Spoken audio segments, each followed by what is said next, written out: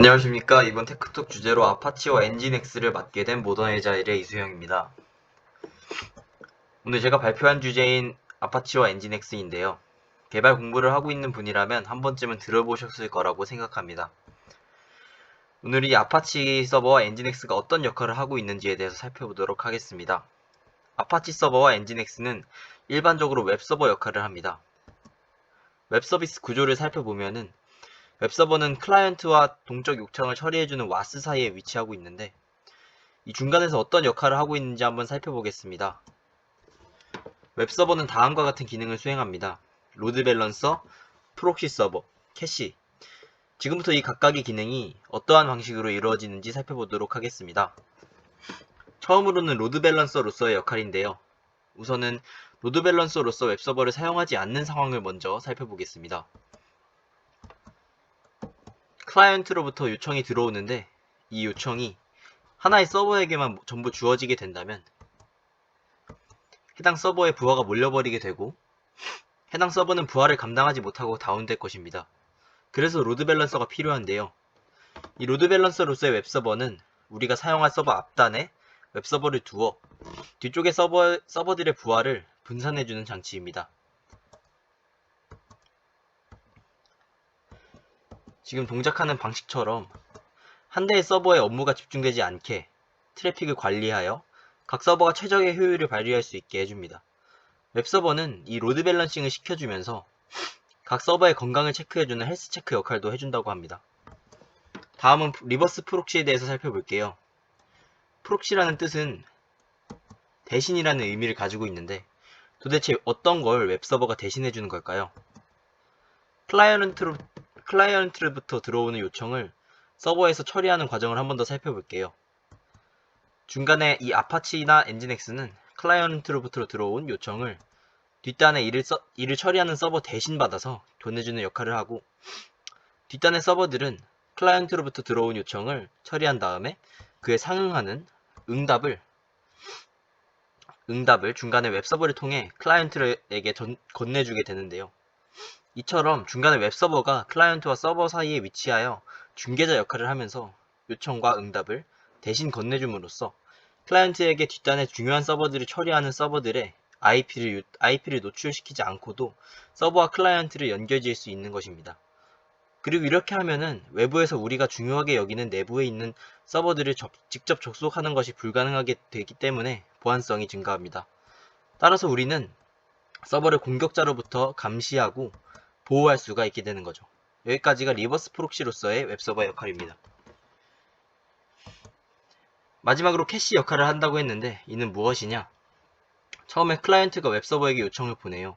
그러면 이제 이 웹서버는 클라이언트로부터 온 요청을 받아서 뒷단에 일을 처리하는 서버에게 건네줍니다. 뒷단의 서버는 일을 처리한 다음에 응답을 웹서버에 건네주죠.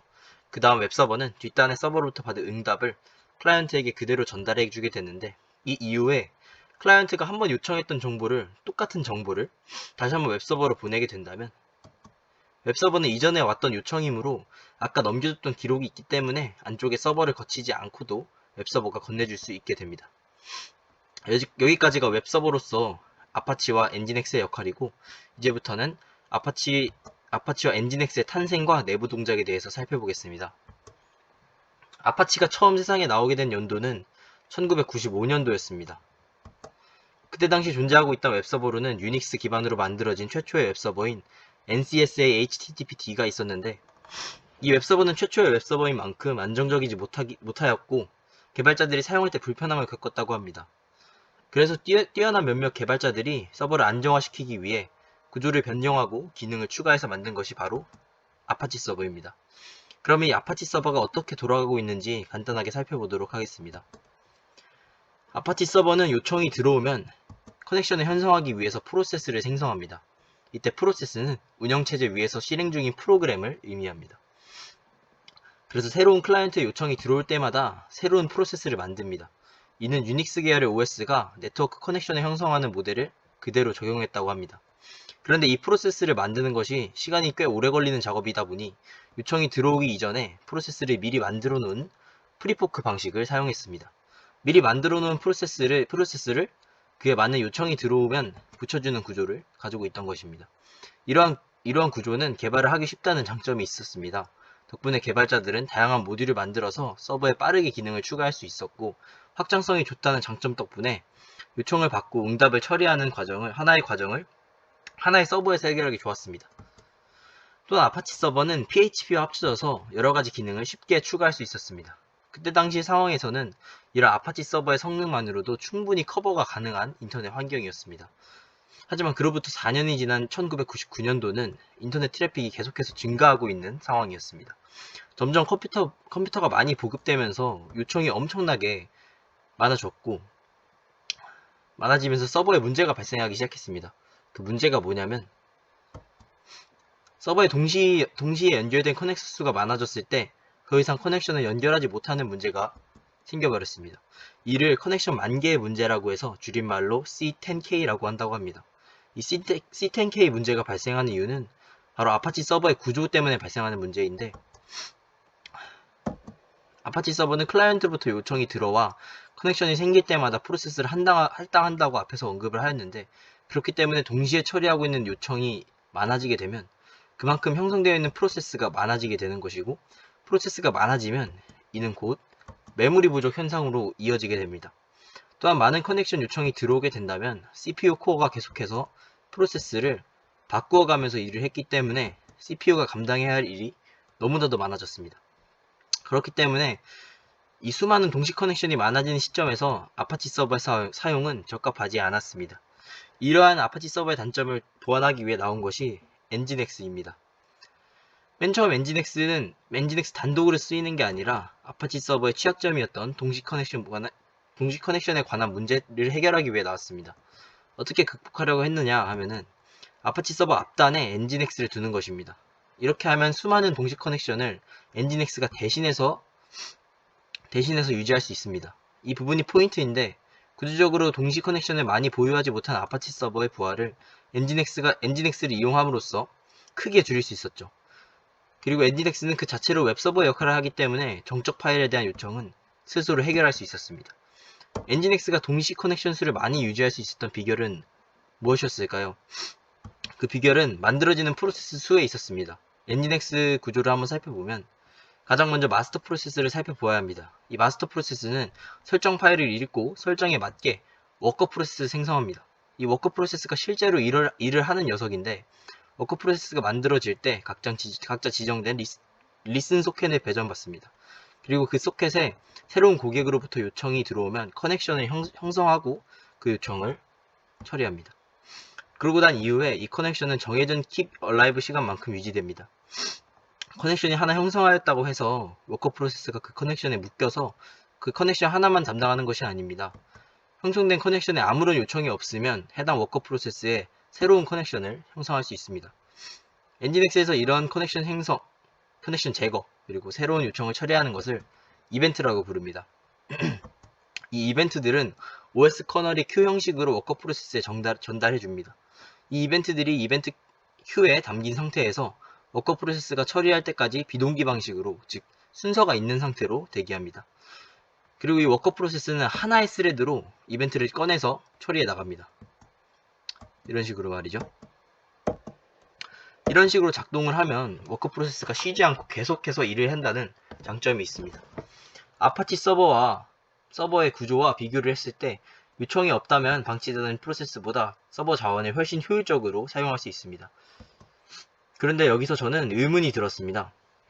앞에서 이벤트들이 큐에 담긴 상태에서 워커 프로세스가 처리할 때까지 비동기 방식으로 대기한다고 하였는데, 비동기 방식이 순서가 있는 방식이기 때문에 만약에 여기 있는 요청들 중 하나가 시간이 엄청 오래 걸리는 요청이라고 하면 어떻게 될까라는 의문이 들었습니다.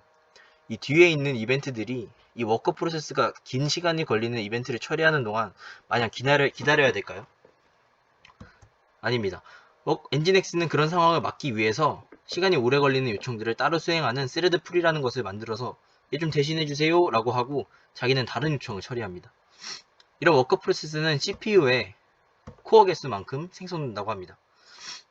이렇게 하면 코어가 담당하는 프로세스를 바꾸는 횟수를 줄일 수 있습니다. CPU가 굳이 그런 부가적인 일을 하지 않아도 되고, 이는 CPU의 컨텍스트 스위칭 사용을 줄일 수 있습니다. 여기까지가 엔진엑스를 사용하는 이벤트 구조 방식이었고요. 이렇게 장점만 많아 보이는 엔진엑스에도 단점이 존재했습니다. 개발자가 기능을 추가를 시도했다가 돌아가고 있는 워크 프로세스가 종료되게 되는 상황이 생길 수도 있습니다. 이렇게 되면 연결되었던 커넥션과 요청을 처리할 수 없게 되는 거죠. 그래서 엔진엑스는 아파치와는 달리 개발자가 직접 모듈을 만들어서 관리하기는 되게 어려웠습니다. 여기까지가 엔진엑스와 아파치 서버의 구동 방식을 살펴보았고요. 엔진엑스와 아파치 서버의 성능 테스트를 한번 살펴보겠습니다. 이는 동시 커넥션 수당 메모리 사용량인데요. 엔진엑스는 동시 커넥션 수가 많아져도 메모리 사용량이 일정하게 나오는데 아파치 서버는 동시 커넥션 수가 많아질수록 메모리 사용량이 비례해서 증가함을 확인할 수 있습니다. 다음은 동시 커넥션 수에 따른 초당 응답 수인데요. 엔진엑스는 동시 커넥션 수가 많아질수록 초당 요청 수가 줄어들긴 하지만 아파치 서버보다 압도적으로 많음을 확인할 수 있습니다. 이는 엔진엑스가 커넥션 관리를 잘하기 때문에 성능 테스트적인 면에서 이렇게 좋은 성능으로 나오는 것입니다. 다음은 엔진엑스와 아파치 서버의 시장 점유율인데요. 2018년 4월을 기점으로 엔진엑스가 아파치 서버의 점유율을 앞선 것을 확인할 수 있습니다. 더 최근 자료에서는 2021년 웹서버 시장 점유율이 엔진엑스가 35.34%, 아파치 서버가 25.98%를 차지한다고 합니다. 여기서 잘 보시면 2008년 기준으로 엔진엑스가 폭풍 성장을 하고 있음을 확인할 수 있는데, 이는 2008년부터 스마트폰이 대중화되기 시작하면서 동시 커넥션 수가 폭증해서 동시 커넥션 수 유지에 유리한 엔진엑스 사용량이 동시에 늘었다고 보면 됩니다. 마지막으로 이번 발표를 준비하면서 엔진엑스와 아파치 서버를 어떤 서비스에서 사용하면 좋은지에 대한 개인적인 생각을 말씀드리고 발표를 마치겠습니다. 동시 커넥션 수가 많은 서버를 구축할 때는 엔진엑스를 웹서버로 사용하는 편이 좋고, 오랜 역사를 통해 다양한 버그에 대응할 수 있고 모듈을 추가하여 기능을 확장할 수 있으며 다양한 운영체제에서 안정적인 운영을 하고 싶다면 아파치 서버를 사용하는 것이 좋습니다. 감사합니다.